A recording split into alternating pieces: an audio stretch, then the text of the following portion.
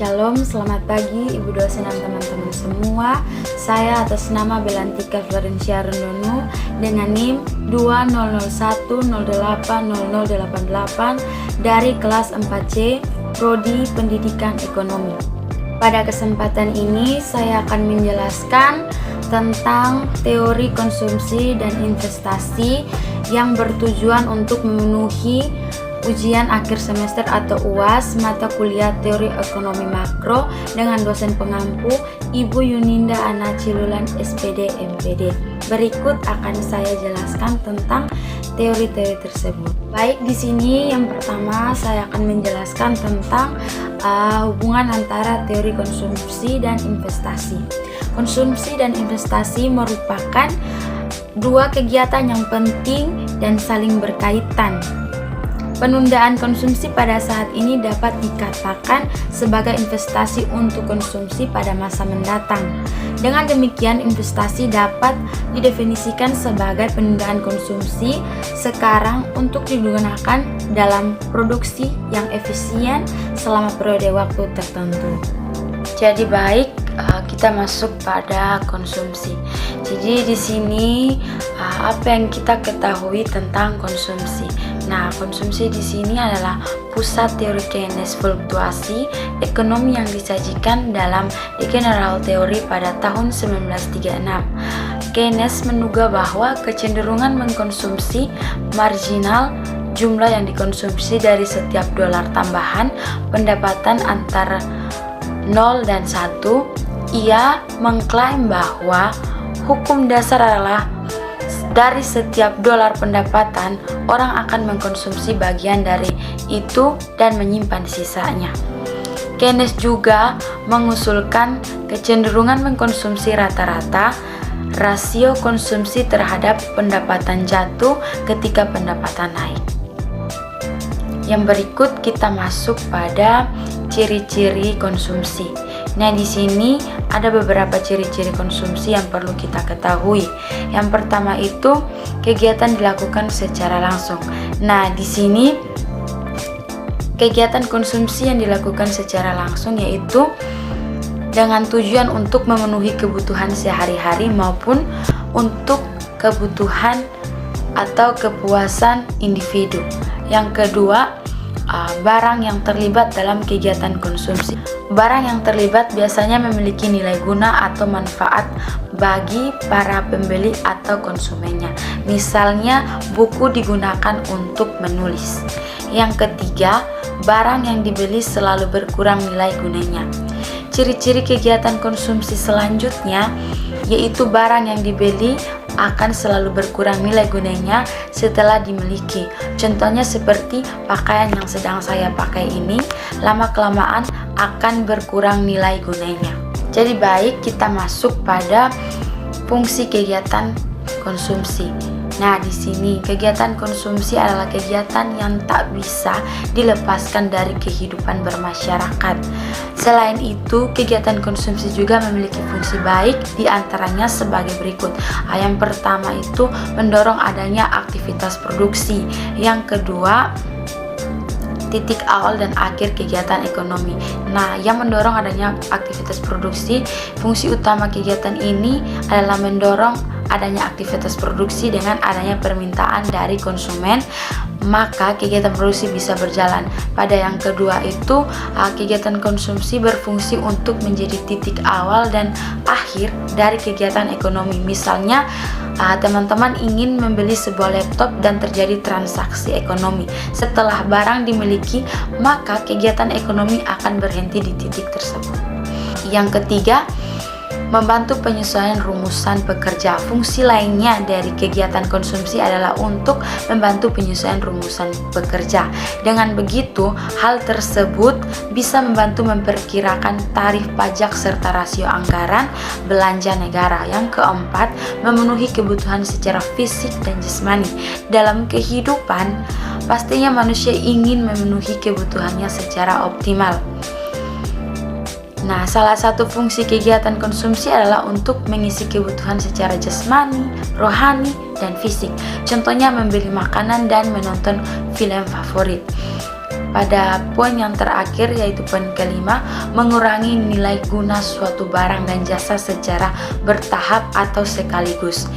Dengan adanya kegiatan konsumsi, hal ini berfungsi untuk mengurangi nilai guna suatu barang dan jasa, baik itu secara bertahap maupun sekaligus. Contohnya saat membeli makanan yang harus dihabiskan langsung dan membeli motor di mana untuk mengurangi nilai gunanya dibutuhkan waktu cukup lama atau secara bertahap. Yang berikut kita masuk pada manfaat dan tujuan kegiatan konsumsi. Pada dasarnya kegiatan konsumsi adalah aktivitas yang bisa memunculkan dampak positif bagi para konsumen maupun produsen. Berikut ini beberapa manfaat dari kegiatan konsumen yang harus teman-teman ketahui, yaitu yang pertama, bisa memenuhi kebutuhan konsumen sehingga dapat mempertahankan hidup. Yang kedua, kegiatan konsumsi dapat memberikan kepuasan bagi konsumen. Yang ketiga, memunculkan rasa bahagia bagi konsumen. Yang keempat, perilaku konsumsi bisa membuat perekonomian menjadi lebih maju. Selain memiliki manfaat, ada juga tujuan kegiatan konsumsi. Pada dasarnya, tujuan kegiatan konsumsi adalah untuk memenuhi kebutuhan sehari-hari. Tapi tak hanya itu, tujuan lainnya adalah pemenuhan kebutuhan jasmani dan rohani secara optimal, menghabiskan nilai guna suatu barang yang tidak bisa bertahan lama, manfaat nilai guna suatu barang secara bertahap, dan yang terakhir mendapatkan penghargaan, harga diri, dan juga apresiasi. Jadi baik, kita lanjut. Di sini kita akan masuk pada penjelasan kurva yang ada pada teori konsumsi dan investasi. Nah, penjelasan kurva tersebut dapat kita lihat pada gambar yang ada. Nah, di sini yang pertama adalah hipotesis pendapatan. Hipotesis pendapatan di sini yaitu menentukan konsumsi dengan tingkat pendapatan absolut, sehingga hubungan antara pendapatan dan konsumsi merupakan fungsi konsumsi jangka pendek. Oleh karena itu, kurvanya selalu memotong sumbu vertikal berdasarkan pengalaman fungsi konsumsi jangka pendek bergeser ke atas sepanjang waktu sehingga menghasilkan fungsi jangka panjang. Nah, fungsi jangka pendek C sama dengan A tambah BYD, dan fungsi jangka panjang C sama dengan BY, di mana fungsi jangka panjang selalu melalui titik asal atau titik nol. Baik, kita lanjut pada penjelasan berikut, yaitu kita masuk pada penjelasan kurva yang dapat kita lihat gambarnya di sini, yaitu hipotesis pendapatan relatif konsumsi, yang dimana merupakan fungsi dari pendapatan saat ini relatif dalam perbandingannya dengan pendapatan tertinggi yang pernah dicapai sebelumnya. Nah, konsumsi tetangga sekitarnya juga akan mempengaruhi tingkat konsumsi seseorang. Akibatnya, apabila tingkat pendapatan individu itu bertambah tinggi, maka konsumsi akan meningkat secara proporsional terhadap peningkatan pendapatan tersebut. Sedangkan apabila tingkat pendapatan turun, konsumsi tidak akan turun secara proporsional mengikuti konsumsi jangka panjang, melainkan mengikuti fungsi jangka pendek. Jadi, fungsi hipotesis dasar dari hipotesis pendapatan relatif adalah fungsi konsumsi jangka panjang. Nah, pada konsumsi jangka pendek diperoleh dengan gerakan atau perubahan pendapatan dalam jangka pendek. Di sini pendapatan mula-mula dalam adalah Y0 sehingga konsumsi setinggi C0. Pendapatan turun dari Y0 menjadi Y1, konsumsi turun dari C0 menjadi C1, tetapi turun dalam perbandingan yang lebih kecil yaitu menjadi C1. Hal ini terjadi karena orang biasanya ingin mempertahankan tingkat konsumsi semula. Jadi, apabila pendapatan seseorang turun, maka orang itu tidak akan menurunkan konsumsinya secara drastis, tetapi selalu berusaha mempertahankan tingkat konsumsi yang lama, sehingga turunnya tidak langsung dari C0 ke C1 tetapi C0 ke C1 yang ditunjukkan oleh kurva konsumsi jangka pendek. Kurvanya ada pada gambar di sini. Jadi baik, kita lanjut pada kurva selanjutnya. Gambarnya dapat teman-teman lihat di sini, yaitu kita masuk pada hipotesis pendapatan permanen, di mana hipotesis pendapatan permanen mengemukakan bahwa konsumsi saat ini tergantung pada pendapatan saat ini dan pendapatan yang dapat diperkirakan pada masa yang akan datang. Alasannya ialah bahwa sesungguhnya pendapatan aktual itu dapat diperinci menjadi pendapatan permanen dan pendapatan sementara.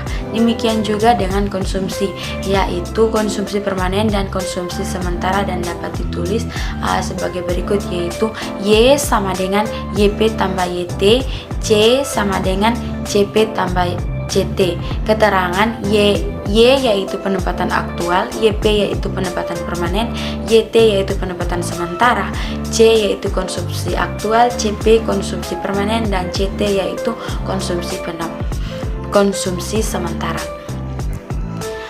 Pendapatan permanen adalah pendapatan rumah tangga yang dapat dikonsumsikan jika tingkat kekayaan tetap. Pendapatan ini merupakan suatu rata-rata tertimbang dari pendapatan saat ini, dan pendapatan sementara merupakan pendapatan yang sudah diperkirakan yang nilainya dapat positif atau negatif. Friedman menganggap bahwa konsumsi permanen atau CP merupakan proporsi yang konstan dari pendapatan permanen atau YP, atau dalam persamaan dapat dituliskan sebagai berikut, yaitu CP sama dengan NYP atau 0 lebih kecil dari N lebih kecil dari 1. Friedman menganggap pula bahwa tidak ada hubungan antara pendapatan sementara dan pendapatan permanen, serta antara konsumsi sementara dan konsumsi permanen, maupun konsumsi sementara dan pendapatan permanen. Jadi kita masuk pada hipotesis yang terakhir, yaitu hipotesis siklus hidup, yang dimana teman-teman dapat melihat kurvanya, gambarnya ada di sini. Di sini Franco Modigliani dan teman-teman dari MIT dengan cara berbeda berusaha mengkompromikan hubungan positif antara hubungan dan pendapatan serta rasio tabungan tetap dalam jangka panjang. Modigliani memulai dengan menyatakan bahwa setiap individu akan memperoleh kepuasan yang lebih tinggi apabila mereka dapat mempertahankan pola konsumsi yang stabil daripada harus mengalami kenaikan dan penurunan dalam konsumsi mereka. Modigliani melanjutkan dengan menyatakan bahwa orang akan berusaha untuk menstabilkan tingkat konsumsi mereka sepanjang masa hidupnya.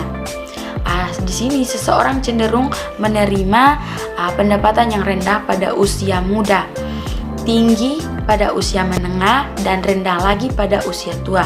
Maka rasio tabungan akan berfluktuasi sejalan dengan perkembangan umur mereka, yaitu orang muda akan kembali pinjaman pada 18 masa muda mereka, dan orang usia tua akan mengambil tabungan yang dibuatnya di masa usia menengah.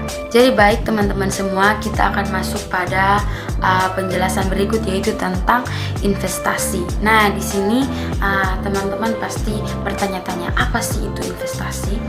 Jadi di sini investasi itu merupakan penundaan konsumsi sekarang untuk digunakan dalam produksi yang efisien selama periode waktu tertentu.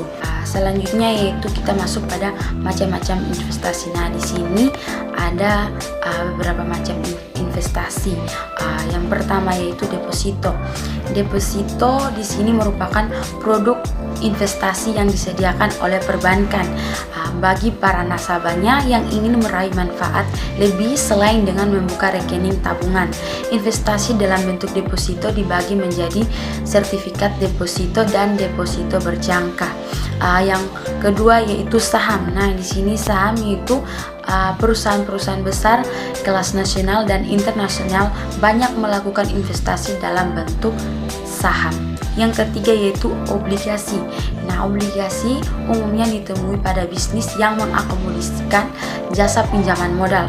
Manfaat yang akan diperoleh dari investasi obligasi cenderung lebih tinggi dibandingkan deposito, mengingat bunga yang ditawarkan pun lebih tinggi.